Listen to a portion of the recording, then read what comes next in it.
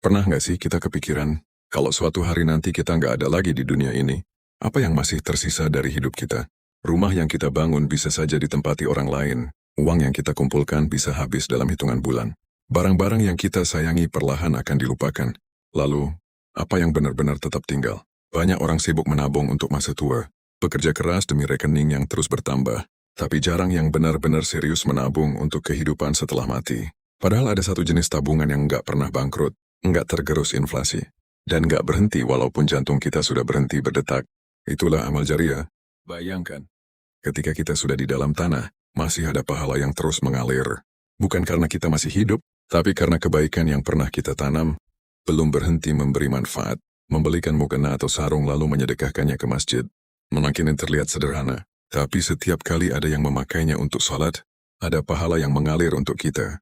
Menyumbangkan Al-Quran ke masjid atau musola, setiap huruf yang dibaca, setiap ayat yang dilantunkan, setiap hati yang tersentuh, semua tercatat sebagai kebaikan yang tak terputus.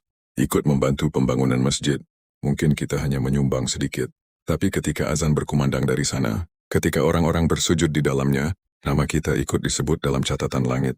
Mengajarkan ilmu agama kepada anak-anak, satu doa yang mereka hafal, satu surah yang mereka ingat sampai dewasa, satu kebaikan yang mereka lakukan karena pernah kita ajarkan, itu bisa menjadi cahaya panjang untuk kita di alam sana. Bahkan menanam pohon pun bisa menjadi tabungan akhirat, selama masih ada yang berteduh di bawahnya, memetik buahnya, atau sekadar merasakan sejuknya, pahalanya terus mengalir. Kadang kita merasa belum kaya, merasa belum mampu berbuat banyak. Padahal amal jariah tidak menunggu kita jadi orang besar. Ia hanya butuh niat yang tulus. Dan langkah kecil yang konsisten.